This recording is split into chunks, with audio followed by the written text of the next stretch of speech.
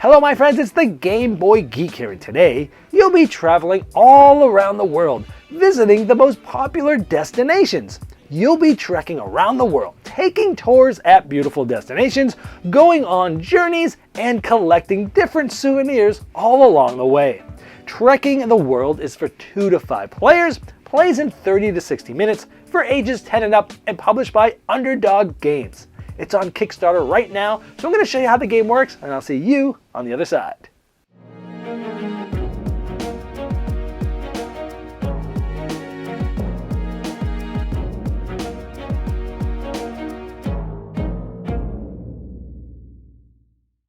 This is a Kickstarter preview, so all the art and components you see here are not final, they're a prototype, and you're going to want to check the Kickstarter link in the description of this video to see all the final art and components.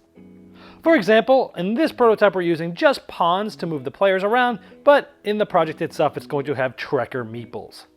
The object of the game is to have the most points in the end, and over the course of the game you're going to be gathering different trekking cards, and not only will those cards help you move around the world, like going to the Grand Canyon, they're also going to help you gain points by going on tours to the Grand Canyon, like turning in certain types of cards to match up the icons. Some of them might even be must-see destinations where they'll give you additional points. And you'll also be collecting souvenirs as you travel around the world, trying to set collect in order to get points, depending on how many sets you collect. Turns will move in clockwise order, and turns are very simple. You're going to move, which is mandatory, assuming you can move, and then you'll just choose one of the 3 actions. To move, you'll simply spend the trekking cards using the value of the number that's on there. In this case, this will allow me to move 2. So I could go like this and move 1, 2, for example, and come to the Grand Canyon. But instead of using this card, I could maybe use both of these cards, which are 2 1s. It's the same thing as moving 2, and I can go 1, 2, just like that. Or if I wanted to move even further, I could spend all my cards here. Everyone starts with 3. In this case, I could move 4. You're moving an exact amount to get to a location that you want to get to.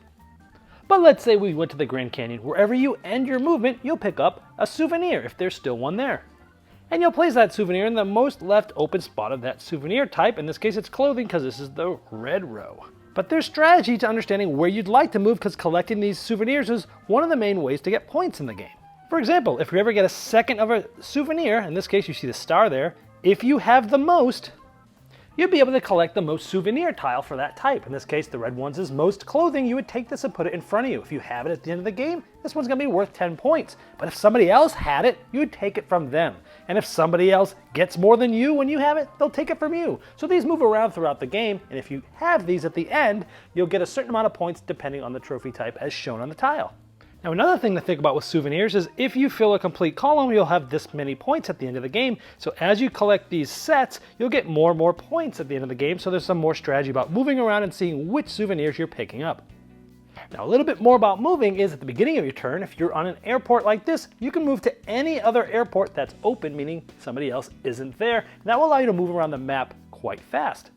Also, you cannot go where other players are, so you can sort of block other players. If I wanted to get to the Grand Canyon and I was the pink player, I could not go here through it or land there because there's already another player there, so there's some strategy in that as well. So we talked about how movement is the first thing you do, and it's mandatory, assuming you can move, and then you can do one of 3 things. One of them is to take a tour. If we were in the Grand Canyon on the board, and we had the trekking cards that match this, for example, let's say we had 2 of these and 1 of these, it matched these, we could discard these, and we could collect this and place it in front of us. This is going to give us 18 points at the end of the game, but this is a must-see destination, so we're also going to get 3 additional points. Then these will slide down, and so now the Galapagos Islands will get an additional 3 points, or if you go to the Sydney Opera House and you're able to go on a tour there, you'll get an extra 5 points. And a new destination card will fill up after everything slides to the right, and it has some text about what this is about. This is in Rome, it's the Colosseum, it tells you all about it, which is really cool. And this will flip up and come up here, and you can also see what's going to be coming up next, like the pyramids of Giza. Now after moving, instead of taking a tour like I showed, you could just simply draw 2 cards. When you draw a card, you can draw them from the display, which immediately get refilled, or you could take them from the top as well. Now one interesting thing I want to point out about these multi-use cards, as you saw, you're using only the numbers and not carrying the symbol type when you're moving, but when you're collecting or going on tours to collect these destination cards, you only care about the actual symbols on the cards and not the numbers, so they're used different ways depending on how you're using the cards. Now the last possible choice you have for your action after moving is going on a journey.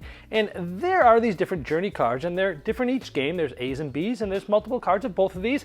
And what you do here is you would turn in 2 of the same types of cards. It doesn't matter which ones they are, but they just have to be 2 of the same. And when you turn them in, you can activate one of these. Like this says, take a tour for 1 less icon. So for example, if we spent 2 of the same cards, we could have gone here for 1 less icon of these to get it. We'd also would have gained 3 extra points. If we did the Catch Me If You Can, you'd again discard 2 of the same type trekking cards, move up to 4, and then draw 2 cards from the deck.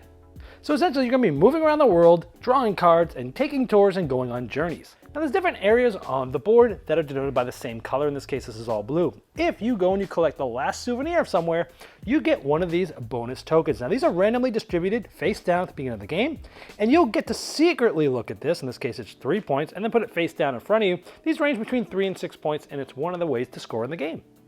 So in addition to the other moving strategies, this is one too to try to get the last souvenir of different spots. Every player has a player aid, and it very simply tells you what you can do. Again, you're moving and then choosing one of these 3 options that I talked about. Now this will continue in clockwise order until the 5th of the 6 region bonuses that we just talked about is claimed from the map, or a player collects 5 destination cards. And then the game will end at the end of that player's turn. And at the end of the game, you're going to get points for each of the destinations that you've been able to visit and have a tour at. You're going to get points for all those region bonuses that you may have gotten. Also, some of the extra bonus tokens that we showed you if you go to one of the must-see destinations. If you have some of the most trophy tiles like this, I had the most crafts in this example, I'd get 12 here. And then you get set collection. In this case, I have all the way up to 10 points here because I have 2 of all of them. You'd add all those up, and whoever has the most is the winner. And there's also a score pad that will help you keep track of everybody's score. And I'll also show you that there's a different side of your suitcase to play with 2 players to even out the scoring of the different set collection. And there's certain spots on the board that will get those souvenirs if there's 3 or 4 or more players. So the board will scale as well for how many souvenirs are out there. That's pretty much how you play Trekking the World, but here's some more of those destinations to show you the beautiful artwork in this game. And here's one more look at a little bit more of the art and the destinations.